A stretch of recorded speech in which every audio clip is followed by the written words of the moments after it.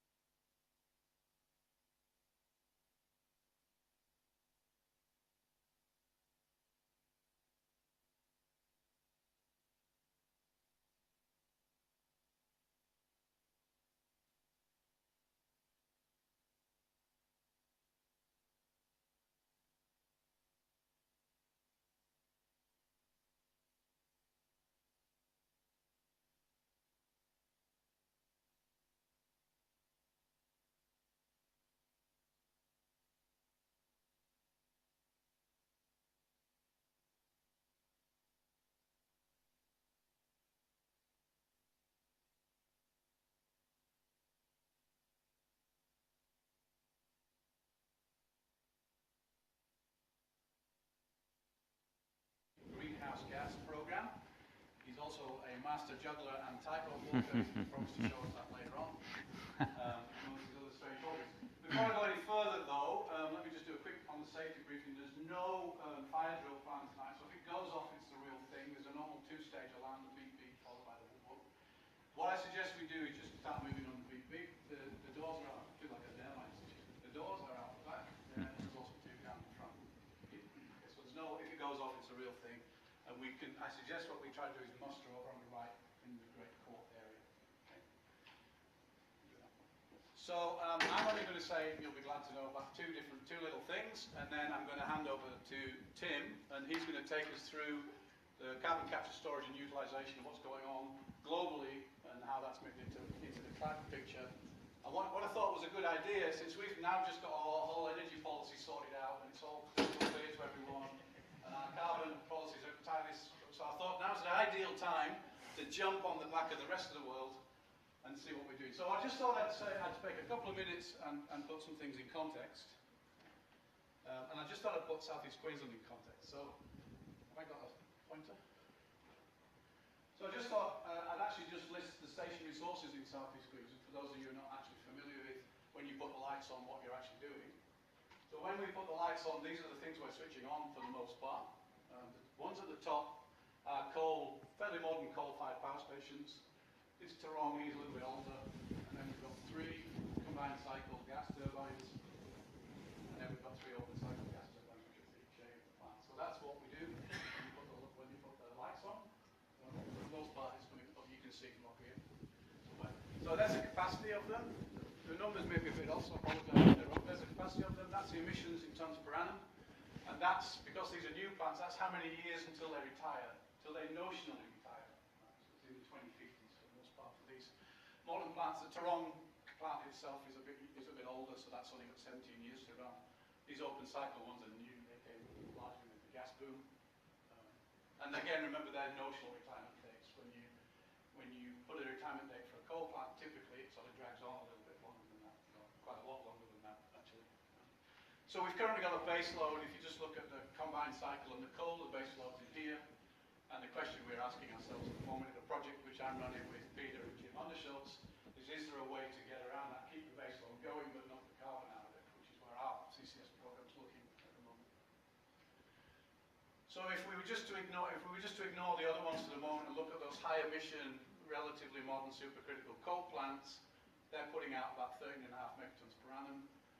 We reckon you can knock 10 out of that if you did CCS, if you can find the right place to put it. That knocks it down to about this number. The current regional jobs is about 500 working on those plants. So if you want to close the plants down, A, you've got to run them down before their life's ended, and B, you've got to find something for 510 people to do.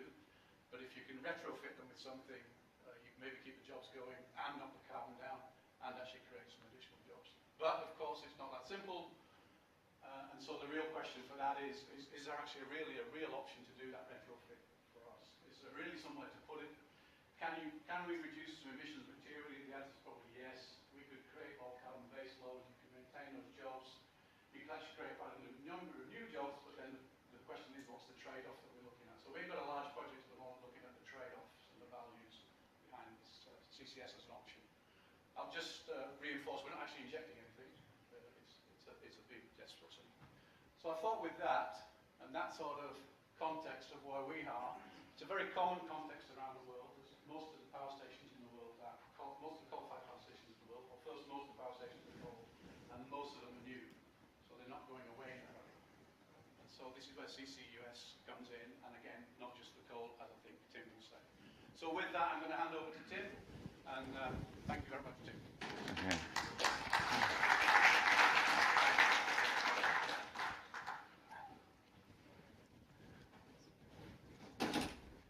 Thank you very much, Alf. Thank you very much, Professor Garnett, actually, and Professor Ashworth for inviting me here to speak. I'm going to run through quite a lot tonight and basically give you an update on CCS, an update on why we need CCS, an update on the global climate scene and CCS projects around the world. I'm going to try and do all of that in 40 minutes. Can I just ask, who here went to the GHGT conference last week? Good, a few people. So I apologize if I'm repeating some of what you might have heard there. I'm going to try and take people who don't, I want to try and cover everything for those who are not familiar with CCS, and then those of you who are experts in CCS, try and give you something new as well, maybe.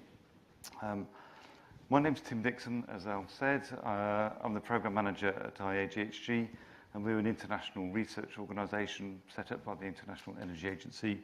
That's basically what we do. We commission research on carbon capture and storage, and we've been doing that for 25 years. And we're funded by our 33 member countries and companies.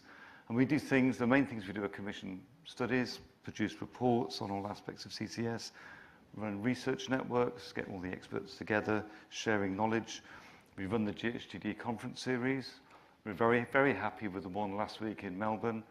We exceeded our expectations with the attendees and the abstract numbers and the quality of abstracts as well. So thank you to those guys who went to that. And we also run things like summer schools. We run the main international CCS summer school. Now we've done 12 of those, 560 alumni. This year it was in Trondheim in Norway. Next year it's going to be in Saskatchewan, associated with the International CCS Knowledge Centre and the Boundary Dam project. And all of that work we do, we try and make sure that it's used not just by our members, but it goes into the right places where there are regulatory or policy developments. So that's obviously the United Nations Framework Convention on Climate Change. We do the main side events there, IPCC, and I'll come back to that. The Marine Treaties, London Convention, ISO, etc., etc. And that's thank you very much to our members, including Australia, who is a very good member of ours, and our Australian members hosted us at the conference last week. So for those of you, just to check then, carbon capture and storage is about capturing carbon dioxide from large point sources, such as power stations, etc., transporting it and injecting it deep beneath the ground for secure storage from the atmosphere. This is a common schematic you see, and there's a major flaw with this schematic in that it's not to scale. And I prefer this one, which shows it a little bit better. And also it shows that we're dealing with the storage side in geology. It's quite a complex environment. You need porous rock, basically, porous and permeable rock to put the CO2 into. You need a low permeability rock above it to keep it there. You've got to know whether there's faults, fractures, of old wells. You need wells to inject through. You need wells to monitor it with as well. Quite a complex environment, and you're working with natural systems, and that's why you have to have a good knowledge and a good characterization of the site. And every CO2 storage site is different because that's the way the Earth is made. So that's the 101 on CCS. And why are we looking at this technology anyway? Well, of course, it's climate change. It's reducing emissions. It's an emission abatement technology. And here, this is the most important organisation, really. This is the scientific body, the Intergovernmental Panel on Climate Change. They provide the evidence base on climate change. And every 7 years, they produce their assessment reports. And this is AR5, produced in 2014, which was just after the last time I visited here. Many of you will be familiar with this. Basically, it's the latest science on mitigation, on the science of climate change and the impacts. It's got hundreds of authors, thousands of reviewers, and it draws only upon peer-reviewed material. So the conclusions, as you probably all know, are that man's impact on climate change is real and measurable, but there are the means of limiting our impact and reducing emissions as well. So you've seen the pictures, you know, the world, if we continue emitting greenhouse gases at the rate we are doing now. And the main offending gas is carbon dioxide. And the main source of that is the use of fossil fuels. So I think you all know that. And the main sectors it's generated from. Sorry about the IPCC's sort of definition here, but the most offending sector is the energy sector, followed by agriculture and land use, and then industry, then transport. So that's the bad news, but there's also good news in this slide in that those sources in the energy sector and industry are characterized by often being large point sources that make it economic to capture CO2 at scale. It's much harder dealing with the dispersed, smaller sources through agriculture, land use, and through transport, small mobile sources as well. And what the IPCC said was that we have the means of doing this mitigation now, including carbon capture and storage. And they also highlighted bioenergy with carbon capture and storage as an important, what we call a negative emission technology.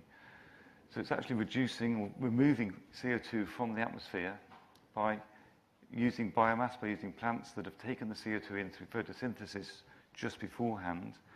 If you use those in an energy conversion process, capture the CO2 from that and store that CO2, that's effectively removed it from the atmosphere. And the IPCC's models say we're going to have to do a lot of that to go carbon negative in certain sectors. And the most important thing from the CCS world is their sort of sensitivity analysis they did on removing the main low-carbon technologies. So if you remove bioenergy or you limit bioenergy, the costs of achieving 450 parts per million, which is roughly about 2 degrees C warming at the end of the century, costs go up by 64% without bioenergy. If you limit solar and wind, costs go up by 6%. Limit nuclear, costs go up by 7%. Limit CCS or take out CCS, costs go up by an average of 138%, so a lot more. It also says we need all the technologies by the cost going up. But these numbers in the cylinders are even more significant. Out of the 11 model runs they did with their integrated assessment models, only 8 of the 11 could achieve full 50 parts per million without bioenergy, only 8 without solar and wind, only 8 without nuclear, but only 4 could achieve it without CCS at all. So we really do need CCS along with all the other mitigation options. And you might be familiar with my colleagues in the International Energy Agency produced these charts on how you reduce emissions from the energy sector. This is based upon least cost energy modeling through Markov energy models. And CCS plays a major role along with the other low carbon technologies. So again, saying that we need to do everything, we need to use all the technologies. But more importantly, and the reason for that high costs if you take CCS out, is that CCS is not just about the power sector. It's not just about CCS on coal or on gas, but also on industrial processes such as iron and steel and cement production, when there aren't really any low carbon alternatives for those industries other than fitting carbon capture and storage to them. And so if you take out CCS, then everything else has got to do a lot more work to make up for that in terms of emissions reductions. So that's the sort of why CCS, why we're looking at this, because it's an extra cost on activities, there's a cost on power plants, on industrial plant, but we're just doing it to mitigate the emissions. So moving on to the global climate scene then, so the Paris Agreement 2015, 195 countries coming together and agreeing emissions reductions. Different to the Kyoto Protocol that came before it, where there was a difference in obligations on the developed countries to those on developing countries, with the obligations were only really on the developed countries. But the Paris Agreement has all the countries agreeing to take action. So I'll just show you the main parts of the Paris Agreement. Article 2 is the objectives, and that's the high-level one, where limiting warming to well below 2 degrees, that's the phrase, and to pursue limiting warming to 1.5 degrees.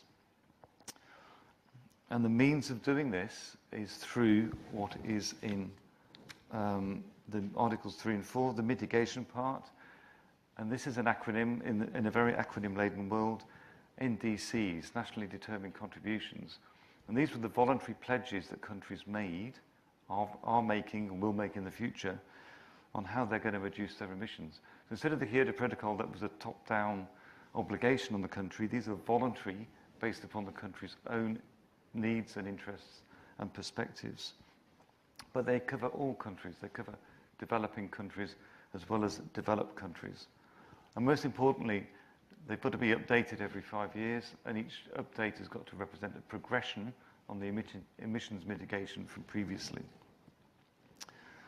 So those NDCs, I mean, what was good for the Paris Agreement and what helped it achieve what it did was that 187 countries submitted them in advance of that meeting in Paris in 2015. So that was a good sign to start. And if you totaled up all those pledges, all those promises on emissions reductions, originally we'd been on a sort of trajectory towards 6 degrees C warming by the end of the century. We'd got down to 3.6 from existing policies. And the NDCs, if you add up all those promises, get you down to just below 3 degrees C. Not enough to limit to the sort of the agreed 2-degree target, but still an improvement. So that's a good start when you're going into a big climate agreement type of meeting. And of these, 10 of those included CCS in their mitigation activities. So you might think that's not a lot out of 187, but those were the major emitters included in there, covering about 60% of the world's emissions. And don't forget, these have got to be updated every 5 years. So the last part is just a technology mechanism that's going to encourage low-carbon technologies such as CCS, and we're tracking the developments in that. So everyone was suitably happy at the end. This is a big agreement to get agreement on. And just an update, bringing you up to this year. So they planned for it, and most things in the UNFCCC run late. Even the annual meetings run over. They planned for it to come into force. You needed a certain number of countries, 55 countries with 55% of the world emissions, to ratify it. Having agreed it, they have to ratify it. That means taking it home, getting it agreed in their parliaments or whatever, and sending it back with a ratification notice. They thought ambitiously 2 years to do that. It happened within 1 year. Such was the political momentum behind climate change. So that's good. It happened so fast they weren't ready for it with the rule book, which they're still working on at the moment. You probably heard as well that President Trump, soon after he came in the June, indicated that the US were going to leave. Well, actually, they have to wait. There's a notice period of 3 years after ratification, and then there's a 1 year notice. So the US can't actually leave until 4 years after that date. So actually, that's just after the next election in the US. So some wonder whether that was by design.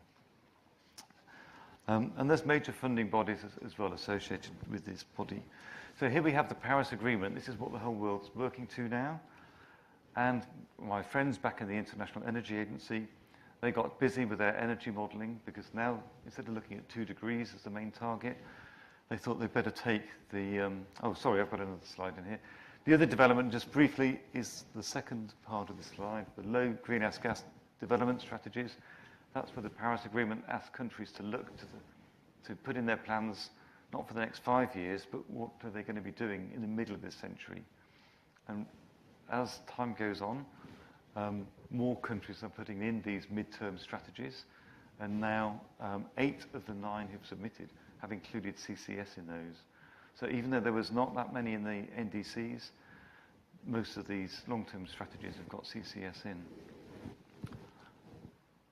Oh, and that's the story of CCS in the UNFCCC progressing based upon its evidence base and our role in that. So back to where I was, my colleagues in the International Energy Agency, with their Energy Technology Perspectives 2017, didn't just go and look at the 2 degrees C. They thought they'd take with the political ambition now to pursue 1.5, they take the sort of median, and they looked at 1.75, which they gave a name, the B2DS scenario.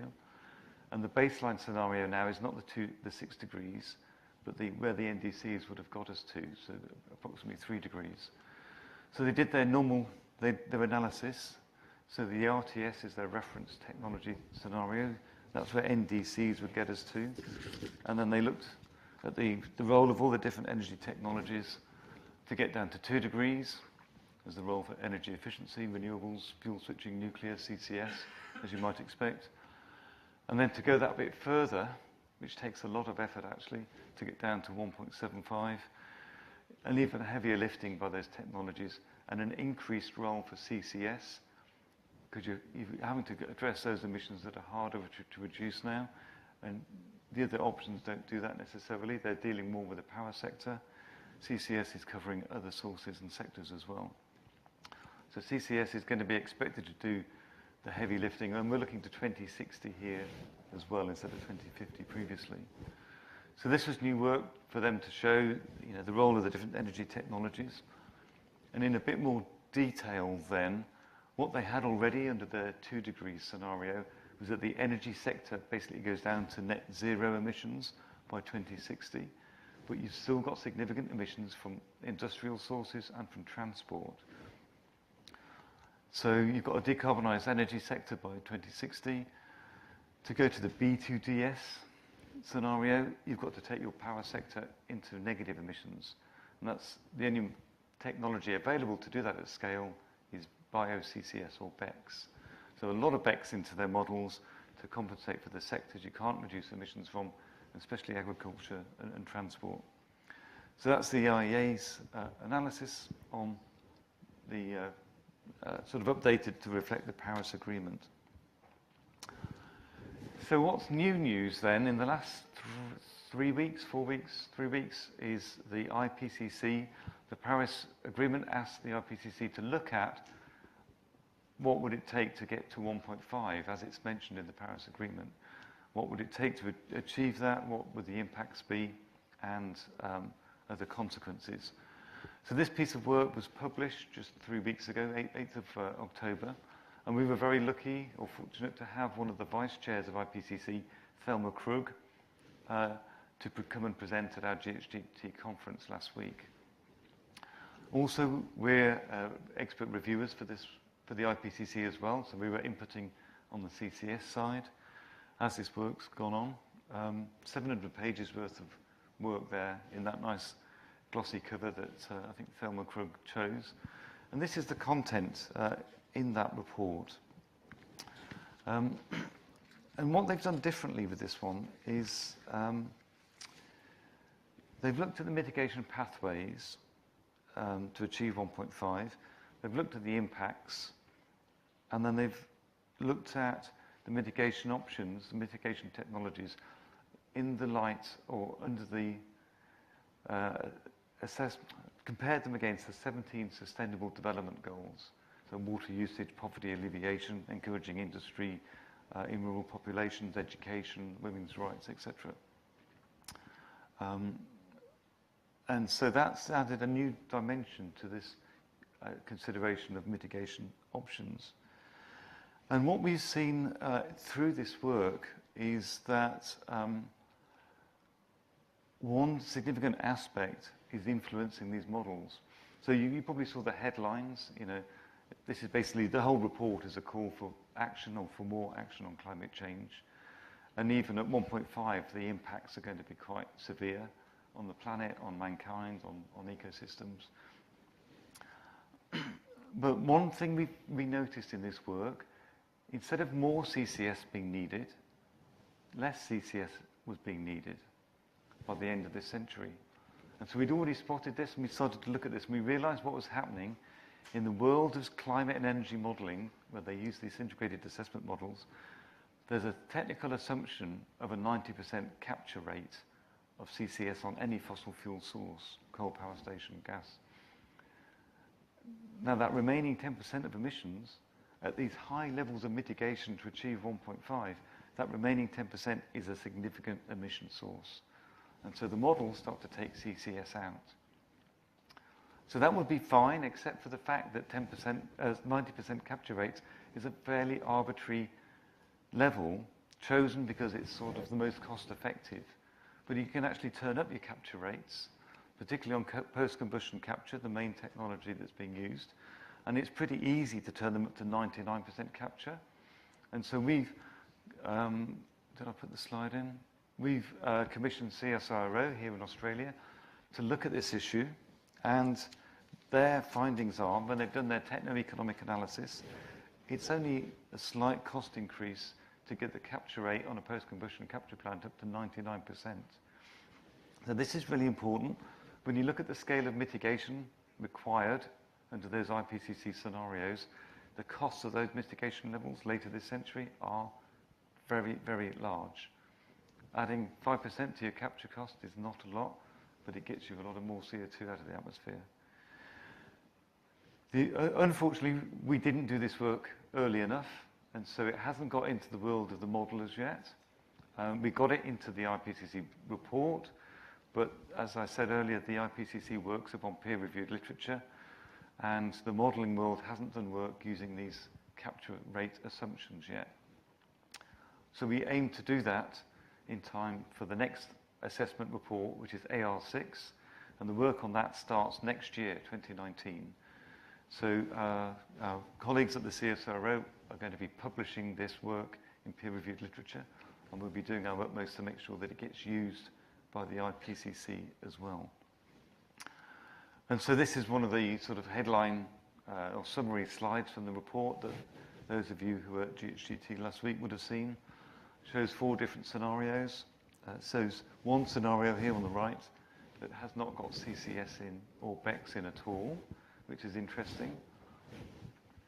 But there's one sort of structural weakness to their assessments as well, and that unlike the previous IPCC AR5 report, they don't have the cost implications in this report. And so hidden in the body text is the fact that if you take CCS out, the mitigation gets a lot more expensive, but they've not quantified that, and they don't put that quantification on their 4 scenarios. So just be careful when people use these. They might point to the one on the left and say, there's no direct air capture, there's no CCS, we'll go for that one. It looks easier, it's all renewables and energy efficiency. Actually buried in the work underneath that, there are significant lifestyle changes, dietary changes, population growth changes, birth control, things like that. Buried in that assessment, but no cost implications of doing that. So just care with the use of this work.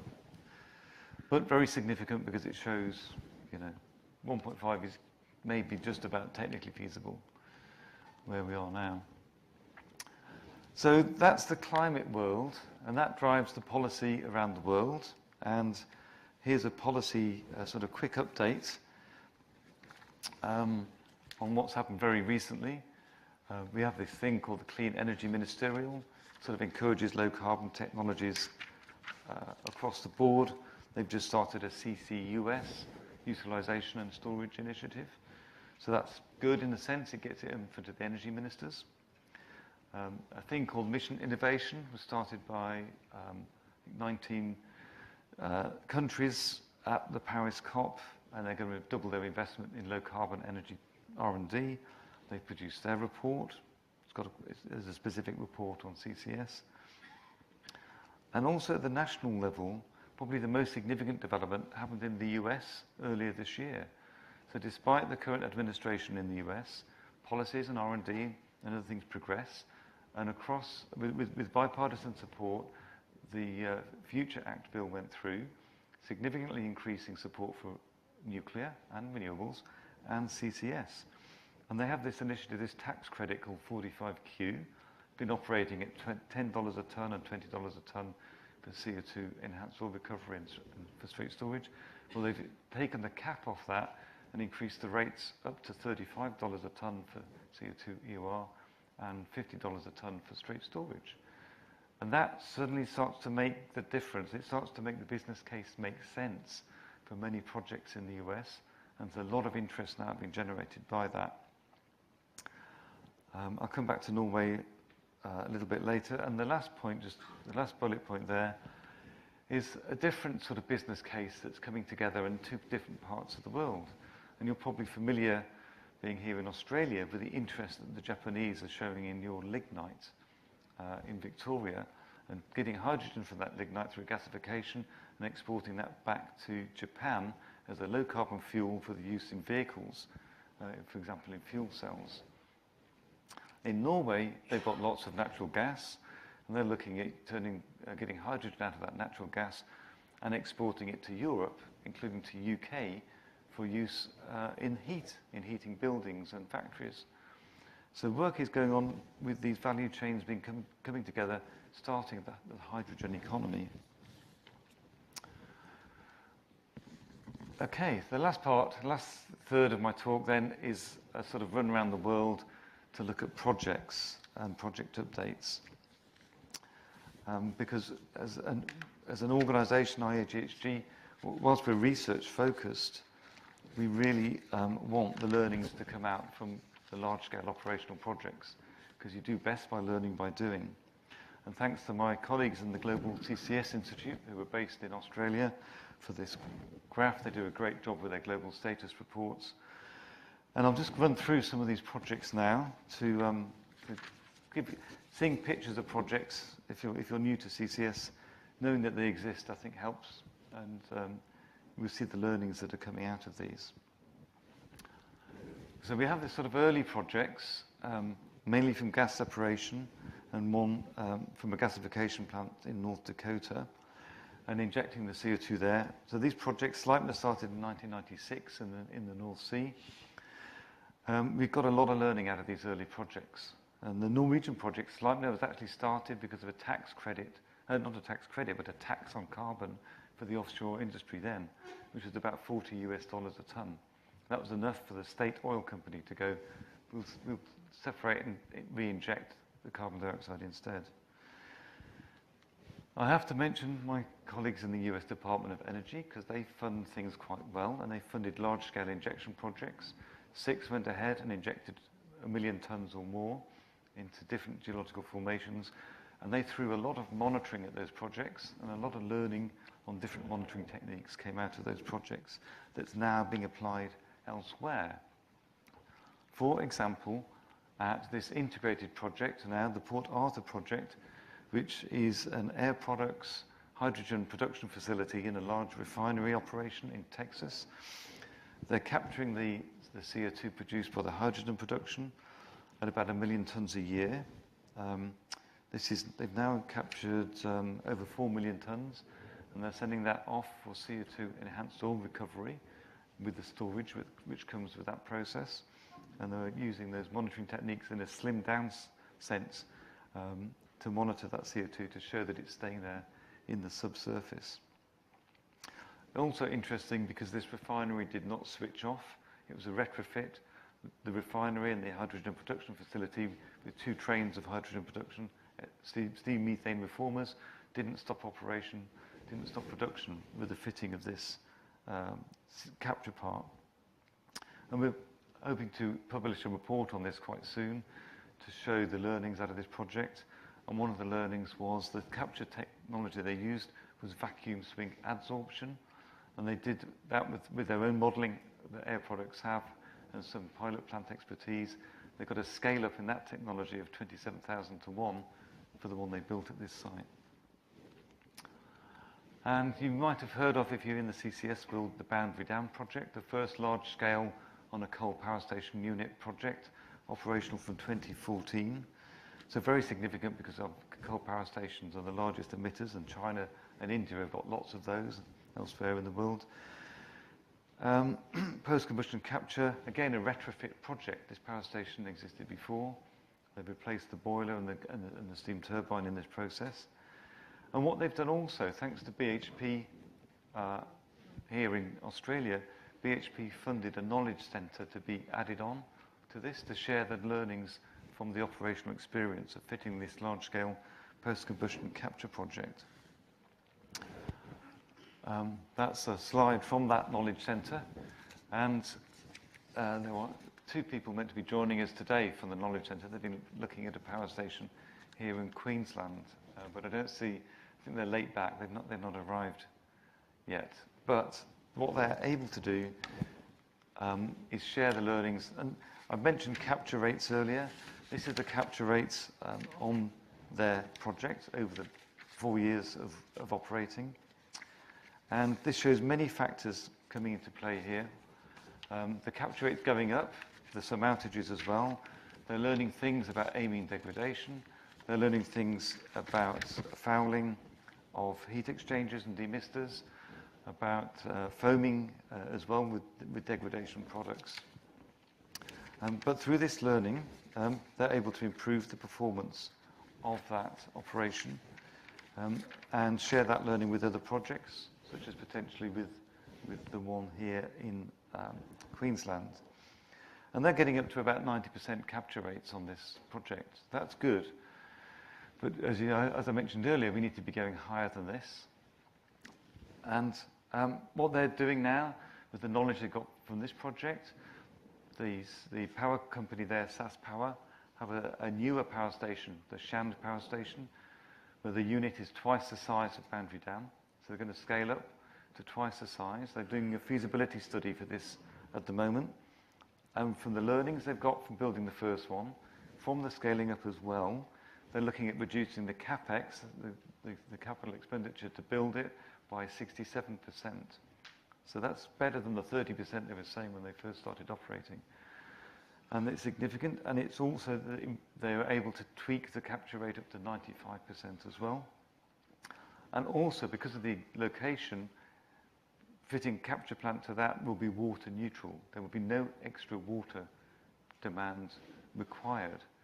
So that has applications around the world where there is water challenges, and it has applications where we're looking at CCS with the Sustainable Development Goal criteria as well, one of which is on water usage. So the important lessons coming out of this that we hope to see applied at this next power station as we go around the world. Shell are very good with their projects. They've had a project in Alberta, the Quest project, started operating in 2015. That's going to straight storage. And with that, their storage site is performing very well, better than expected. Good permeability there. And they've only needed to use one of the 2 injection wells that they put in place. The Lover project there is one in Brazil that doesn't get talked about that much, but that's interesting because it's an offshore oil project and gas project. It's very offshore. It's 300 kilometers offshore in deep water, 2,000 meters water depth, and then 5,000 meters beneath the seabed is the formation they're injecting into.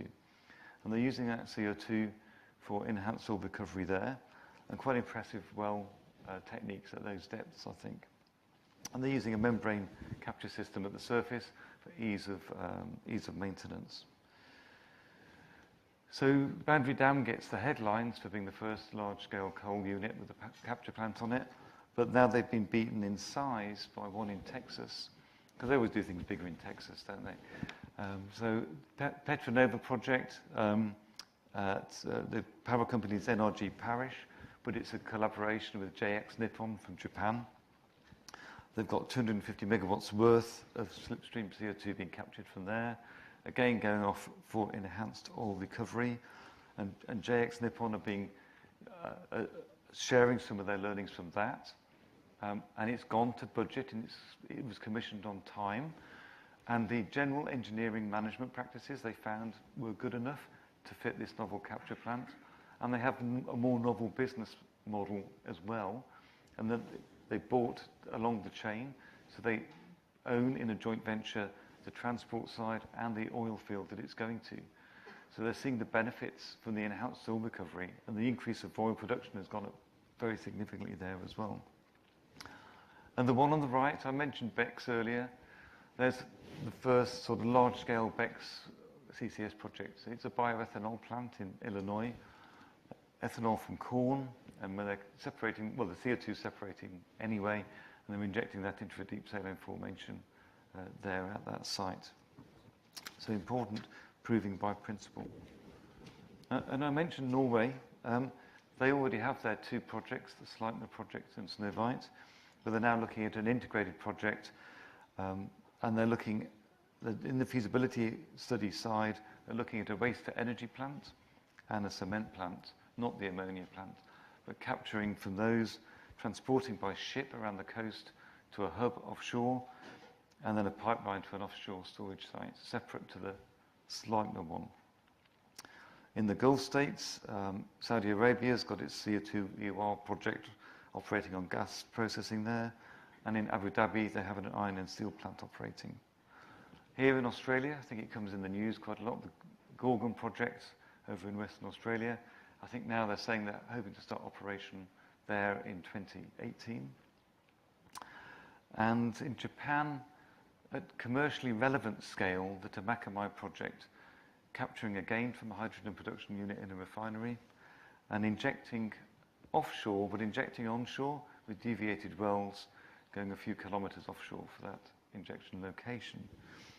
And they've just had that major earthquake there in the Northern Island, Hokkaido, and they quickly assessed everything because they have a very engaged, very active engagement of the local community there, and in particular fishermen are the sort of powerful voices there.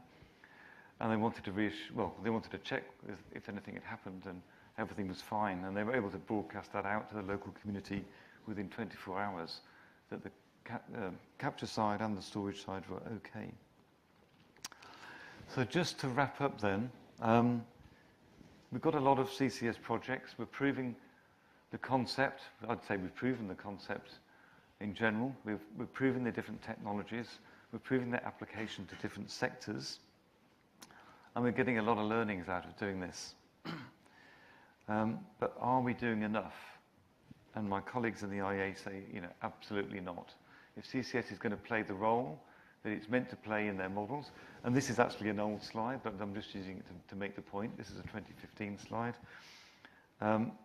Even if all the projects thought of now are operating by 2030, they're going to be capturing about 70 million tons when we should be capturing 3,000 million tons of that magnitude by 2030. So we're way under on what we should be doing. And where they put the blame is not the technologies are operating, it's the policy side, and the incentives are just not coming into place. Even though, we've got that 45Q in America, so that's really very good. And we have some regulation in some places requiring it. It's just not happening fast enough. And those are the criteria and the priorities that the IEA put. And Fatih Birol, the executive director of the IEA, says, the deployment of CCS is not an option in implementing the Paris Agreement. So, getting CCS deployment moving faster, it's a marathon effort. It takes a lot more effort than we've been putting in. It's a race for not winning. The climate is not waiting for us to get CCS deployed more carefully and more steadily and slowly around the world. We need to be doing all those mitigation options more quickly. And as I said, it's a marathon effort. So I'm going to take the speaker's prerogative here and make a poor joke and say that my colleague in CO2 CRC said, for comparison, maybe some of us should try a real marathon. So the week before the GHGT conference in Melbourne, a team of us, the CCS International, did the Melbourne Marathon. So, and as you might expect, that was hard and hot and took a lot of effort. But doing that was so much easier than accelerating CCS deployment worldwide. And as I said, that's a marathon race we're not winning. The climate's beating us on that one. And the final perspective, so what we see with people we send into space, we send them up as astronauts, and they come back as environmentalists. They look back on the planet, and they realize this small blue-green dot in the blackness of space is pretty special, and they realize how thin the atmosphere is. This is an astronaut I had the pleasure of meeting early this year, Scott Kelly, an American. He gets the award for the longest American astronaut in space, nearly a year on the International Space Station. He's got 17 years of being an astronaut career. And his background, he's originally a test pilot. So he's a risk taker. And he's a rough, tough guy. And he's come back and he's now on a lecture tour of the US saying he might be a risk taker by his career, by his nature, but we shouldn't be taking these risks with the atmosphere. He's seen the changes, he says, in his time as an astronaut. That's one of his photographs that he's showing there. And he says, it's unbelievably thin around the planet. It's like a contact lens, is how he describes it. And we need to be looking after it. So he likes CCS, because he likes international collaboration. He thinks that's what it takes. That's what it takes to run the International Space Station. So no matter how much the Americans and the Russians fall out, they keep collaborating with that. He says we need the same, and CCS is a great example of that, where we have these large projects with international collaboration. So with that, that's a quick update. I hope you've learned something new in all of that, and apologies to those of you who didn't. And thank you very much again for inviting me, and I'm happy to take any questions.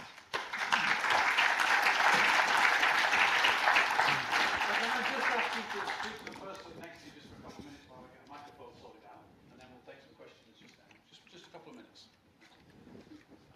Okay. Yeah, to break the ice a little bit. Keep the microphone. I don't think we are. Christine? Good idea. We haven't got a microphone. Oh, I only sent a few of them to sleep. Okay, we don't have a roving mic. So if you wouldn't mind, when you've got a question, just put your hand up and I'll call you out. You've got a question, and then just boom it out. Okay? You can do it in song if you like. You can't do it in song. Yeah, go. I realise that technology is evolving, but where is it at now as far as the cost, say, per kilowatt hour generated, and the percentage of energy required to separate out the carbon dioxide and compress it and transport it and so forth? So, I mean, it's different for each project and each location and each fuel that's being considered. So you have to look at them on a site-specific basis, but there is an energy penalty in capturing the CO2 from a conventional power station if you're using post-combustion capture. They're looking at getting that sort of energy penalty down to around 20%-ish. Don't quote me on this. And the Shan power station that I mentioned, they were looking at capture costs in Canadian dollars of $45 a tonne of CO2 being captured. When you put things into your energy system, you get different costs. If you look at the levelized cost of electricity, many countries use that as an assessment, and certainly from the European perspective, offshore wind and CCS are sort of in the same ballpark with nuclear in that scale of electricity. But what those types of assessments, you have to be very careful with talking about costs and comparisons, because there's also a value of having CCS on fossil power generation to your energy system. It provides an element of security of supply that many energy systems don't recognize financially, but you need that, and you need that because you want to have more renewables in your energy system. With the intermittency of renewables, particularly wind and solar, you need something that stabilizes the grid and balances against those. And that grid stability is something that many modern sort of energy markets are only just sort of realizing now that they need to put a quantification on that value as well as the cost of the technologies coming in. And there's a presentation in our conference last week where the conclusion was that the value of CCS on the fossil fuel electricity provision on the grid, the value of it was disproportionately high compared to its costs. But they're not being quantified really yet in the energy systems. More questions? Jan, at the back there.